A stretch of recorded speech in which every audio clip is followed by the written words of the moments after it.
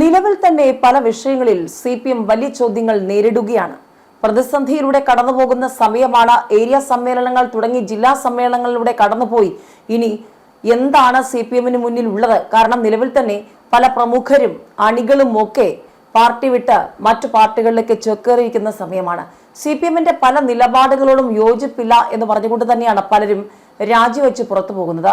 കാസർഗോഡ് നിന്നും പെരിയ വിഷയത്തിലെ CPMന്റെ നിലപാടിൽ പ്രതിഷേധിച്ചും നിരവധി പേർ പാർട്ടി വിട്ട് പുറത്തു പോയിരുന്നു. ഇപ്പോൾ ഇതാ വീണ്ടും CPM ചോദ്യങ്ങൾ ഉയർത്തുകയാണോ? പെരിയ വിഷയത്തിൽ, പെരിയ ഇരട്ടക്കൊല കേസിൽ വീണ്ടും പണപ്പിരിവുമായി ഇറങ്ങിയിരിക്കുകയാണ് CPM. പാർട്ടി അംഗങ്ങൾ 500 രൂപ നൽകണം, ജോലിക്കാർ ഒരു ദിവസത്തെ ശമ്പളം. വീണ്ടും CPM ഇത്തരത്തിലുള്ള നീക്കവുമായി ഇറങ്ങിയാൽ വലിയ വിമർശനം ഉണ്ടാകുമെന്ന് വ്യക്തം.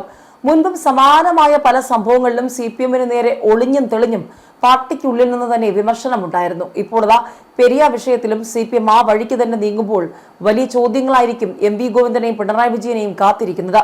പെരിയ ഇരട്ടക്കൊല കേസിൽ വീണ്ടും പണപ്പിരിവുമായി ഇറങ്ങിയിരിക്കുകയാണ് CPM.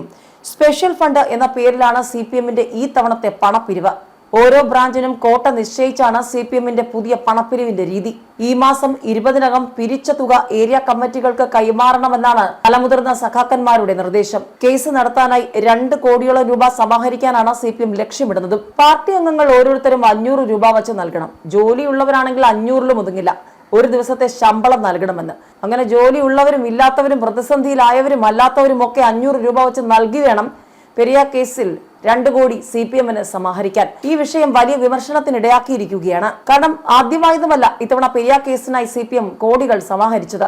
ഇത് 2ാം തവണയാണ് പെരിയ കേസുമായി ബന്ധപ്പെട്ട CPM പണപ്പിരിവിന് ഇറങ്ങിയിരിക്കുന്നത്.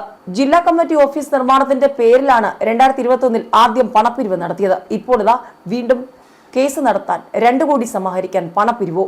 കാസർഗോഡ് ജില്ലയിൽ CPMന് ഏകദേശം 28,000 അംഗങ്ങളുണ്ട്. ഇവരിൽ നിന്നുള്ള പിരിവ് കൊണ്ട് കേസ് നടത്താൻ സാധിക്കുമെന്നാണ് പാർട്ടിയുടെ കണക്കുകൂട്ടൽ. മുൻ MLA KV കുഞ്ഞിരാമൻ, CPM ജില്ലാ കമ്മിറ്റി അംഗം K മണികണ്ഠൻ അടക്കമുള്ള പ്രതികളുടെ കേസ് നടത്താനാണ് ഫണ്ട് പിരിക്കുന്നത്. നേരത്തെ പെരിയ ഇരട്ടക്കൊല കേസിൽ CPMന് കനത്ത തിരിച്ചടിയാണുണ്ടായത്. മുൻ MLA ഉൾപ്പെടെയുള്ളവർ കുറ്റക്കാരാണെന്ന് കോടതി കണ്ടെത്തിയത് CPMന് വലിയ ചോദ്യമായി മാറിയിരുന്നു. കേരള രാഷ്ട്രീയത്തെ പിടിച്ചുലച്ച പെരിയ ഇരട്ടക്കൊലക്കേസിലെ നാണക്കേട് മായ്ക്കാൻ ഇനിയും നിയമ പോരാട്ടത്തിന് CPM ഇറങ്ങുമ്പോൾ അവിടെ പാർട്ടി പ്രവർത്തകരെ പിഴിഞ്ഞും പാർട്ടിയോട് ചേർന്ന് നിൽക്കുന്നവരോട് പണം ഈടാക്കി എങ്ങനെ CPM മുന്നോട്ട് പോകുമെന്നുള്ളതാണ് ഇപ്പോഴത്തെ വിമർശനം.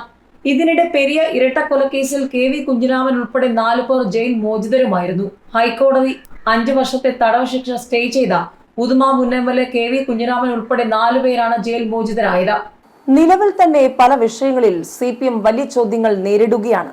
പ്രതിസന്ധിയിലൂടെ കടന്നുപോകുന്ന സമയമാണ്. ഏരിയ സമ്മേളനങ്ങൾ തുടങ്ങി ജില്ലാ സമ്മേളനങ്ങളിലൂടെ കടന്നുപോയി. ഇനി എന്താണ് CPMന് മുന്നിൽ ഉള്ളത്? കാരണം നിലവിൽ തന്നെ പല പ്രമുഖരും അണികളും ഒക്കെ പാർട്ടി വിട്ട് മറ്റു പാർട്ടികളിലേക്ക് ചേക്കേറിയിരിക്കുന്ന സമയമാണ്.